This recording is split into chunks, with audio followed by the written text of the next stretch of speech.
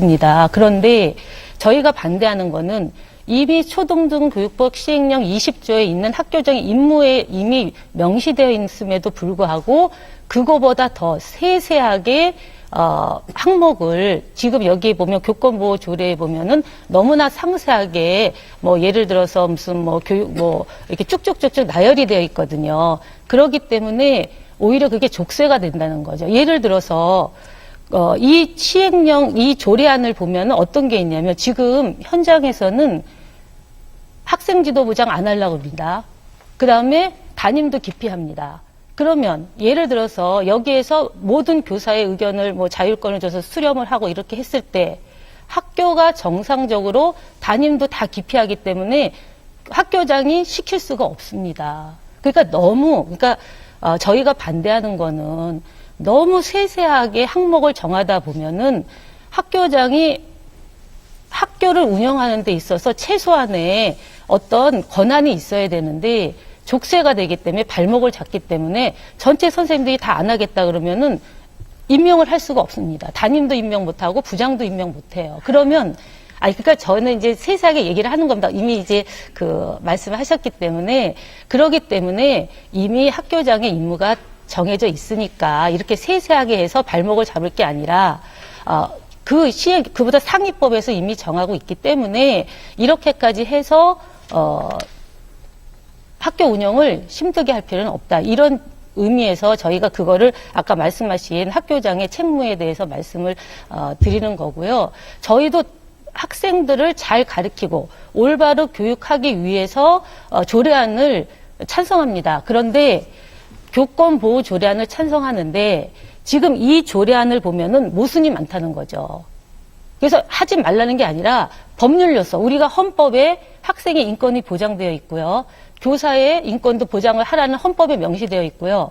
그다음에 교원 같은 경우는 지위를 보장하라는 게 교육기본법에 명시되어 있습니다. 그러면 만약에 교사의 권리를 보장해 주려면 조례가 아닌 좀 더 상위법인 법률로서 이거를 해서 오히려 상위법이 이거를 침범한 좀 더 높은 법률로서 제정할 수도 있는 건데 이거를 합의 없이 전체 합의 없이 민주적인 합의가 아닌 한쪽의 일방적인 통과로 인해서 조항이 많이 훼손이 됐거든요. 처음 하고. 네. 그렇게 해서 만든 조례안이기 때문에 다시 한번 국회에 가서 19대 국회에서 다시 한번 이걸 논의해서 제대로 된 법으로 해달라는 얘기입니다.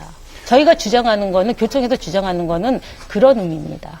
4조의 교육과정 재구성에 대해서도 서로 의견 차이가 있으시고 이론이 있으신 것 같은데 이 부분은 누가 말씀을 해주시겠습니까? 제가 잠깐 부연 설명을 좀 해도 되겠습니까? 네. 네. 지금 강은 선생님의 말씀에 대한 부연 설명입니까? 예, 부연 설명과 맞물려서 네. 지금 아까 박미자 선생님께서 말씀하신 거에 대한 조금 답변을 좀 드리고 싶습니다. 네, 간단히 말씀해 주시죠. 예, 예. 첫 번째는 교권이라는 거는 평교사만의 교권은 아니라고 봅니다. 교원이라면 기관장도 다 교사에 포함된다고 생각을 하셔야 됩니다.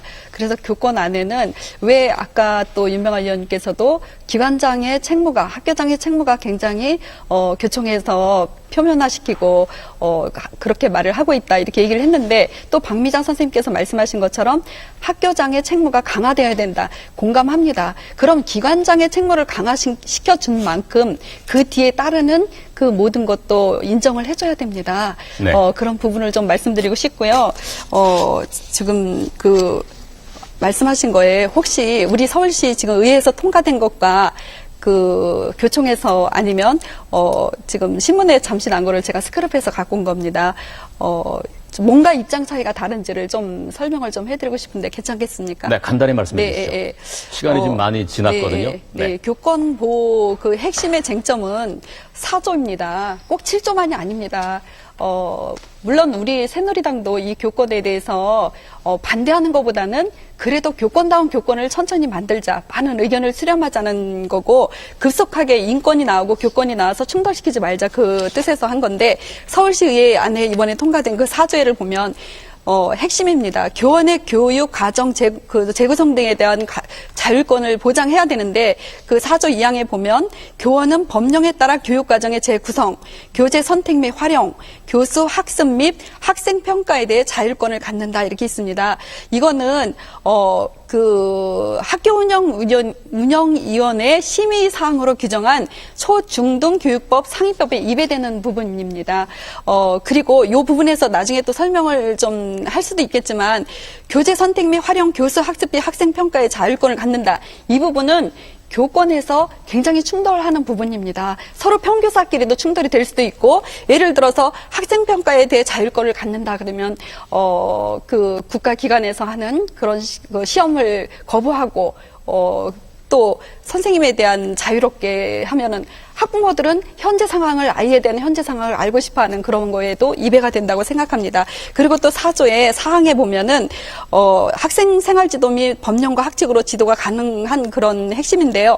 교원은 학생이 수업을 방해하는 행위, 교원에게 폭력, 폭언, 네. 조롱, 희롱, 그런 폄하, 농락, 이런 내용이 좀 있습니다. 이거는, 그 내용에 학교장의 학생에 대한 징계는 초중등 교육법 제18조에 따른다라고 있지만 세세하게 거기 없습니다.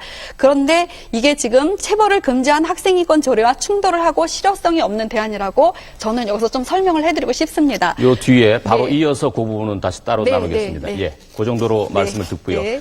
윤명화 의원의 반론 듣고 네. 학생인권조례와 교권조례와의 관계와 조화 문제로 넘어가겠습니다. 예. 아까 조금 전에 그 강원숙 선생님이 말씀하신 것이 세세하게 나열되어 있기 때문에 권한의 많은 침해를 받는다라고 얘기했는데요.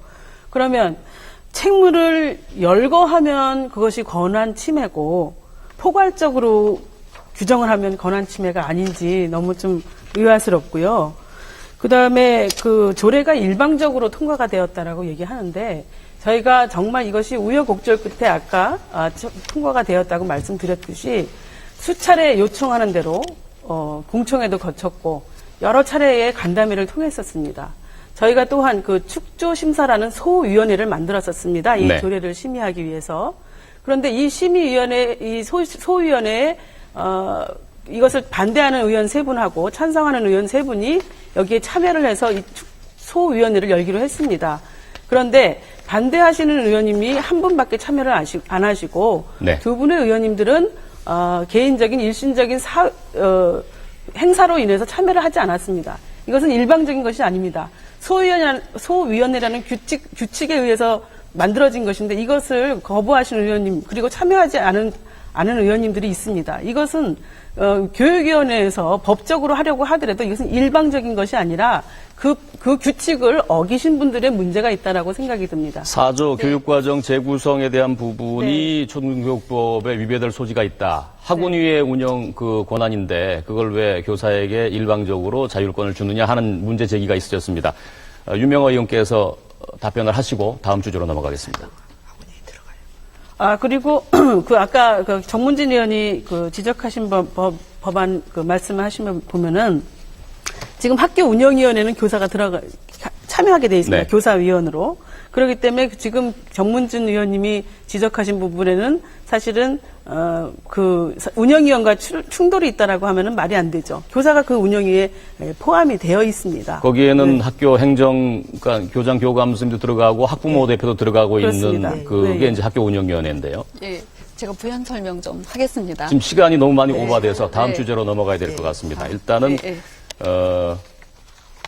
4조 교과과정의 재구성에 대한 부분이 학교 운영위원회의 그 권한을 규정한 초중등 교육법과 위배될 소지가 있다는 말씀까지 들었고 그렇지 않다는 반론까지 들었는데요. 자, 학교 상황에서 학생을 지도하면서 교사의 권위 여러 가지 체벌 논란도 지난번에 인권조례를 이야기할 때 있었습니다만 교권조례와 인권조례는 과연 충돌하는 것인가? 어떻게 보시는지요? 강은숙 선생님부터 말씀해 주시겠습니까? 저는 충돌한다고 보지 않고요. 저희가 서로 같이 상승으로 가야 된다고 보거든요. 교권이라는 게, 아까도 제가 말씀드렸듯이 교사의 권리가 권리이면서 학생을 잘 가르칠 또 교수권이 보장돼야 되고 학생도 학교에 와서 그 권리뿐만이 아니라 책임 또 수업을 잘 받을 그럴 그 학습권이 보장돼야 되거든요. 그래서 서로 상충돼서 가는 게 아니라 같이 권리와 책임을 학생도 권리와 책임 의식을 느끼고 교사도 마찬가지로 권리와 책임이 조화롭게 함께 수레바퀴처럼 함께 가면서 성장을 해야 된다. 이렇게 보고 있습니다. 네, 박미자 선생님. 요즘 이제 제가 조금 학생 폭력 진짜 심각한 문제죠. 그래서 저희가 이제 폭력 학생을 지도할 때 맨 먼저 하는 이야기가 있습니다. 뭐냐면 너의 행동이 일방적이었다. 그렇기 때문에 문제다. 친구에게 선택권을 선택할 수 있는 권리를 줬다면 그것은 문제가 되지 않는다. 이렇게 일방적으로 선택권을 보장하지 않고 강요하는 그것이 폭력이다. 이렇게 교육을 시작합니다. 마찬가지로 저희가 지금 학생 인권과 교사 권리에 대한 교권에 대한 이야기를 했는데 이것을 보장해 주자라고 조례까지 정해서 얘기하는 것은 사실 말씀하신 것처럼 가장 상위법인 헌법에 보장된 권리를 국민으로서의 권리를 다 교과부나 정부가 인정해서 해준다면 아무 문제가 없습니다. 그렇지 않기 때문에 이런 문제가 생기는데요. 이 학생 인권이나 교권에서 가장 핵심은 교사가 결정할 수 있는 것에 대한 교육 활동에 대한 결정권을 보장해 주자. 그리고 학생이 최소한 학생 자신의 몸의 문제, 신체의 문제, 두 발의 문제에 대한 것들은 학생이 결정할 수 있도록 보장해 주자. 이것이 핵심입니다. 따라서 다른 문제보다는 이 부분이 가장 중요한 것이고요. 대부분의 교사들은 학생 지도, 가르치는 일에만 전념하고 싶다라는 것이 교사들의 교권 보호에 대한 핵심 요구사항입니다. 그래서 제대로 가르치는 일, 민주주의 국가이니까 민주시민으로서의 가치관과 실천 행동을 제대로 가르치는 일입니다. 그리고 업무 경감, 불필요하게 학생 인권 침해에 해당하는 그러한 생활 지도를 통해서 네. 학생과 충돌하고 싶어 하지 않습니다. 이것이 핵심입니다. 그리고 교육 활동에 대해서 일일이 다 위에 상층 교과부나 교육 정책을 통해서 교육 과정만 정해놓으면 되는 것이지 모든 것을 다 일일이 세목적으로 관여하지 않고 교육 활동에 자기결정권을 존중해달라. 요 정도인 것이고요. 그것을 보장한 것이 네. 최소한의 이번에 교권 조례가 아니었나 이렇게 생각합니다. 학생의 생활 지도권을 규정한 그 교권 조례와 학교 인권 조례, 그러니까 체벌이나 그 어떠한 폭력도 금지한다는 학생 인권 조례에 상충 문제가 많이 제기가 됐었는데 그 부분은 어떻게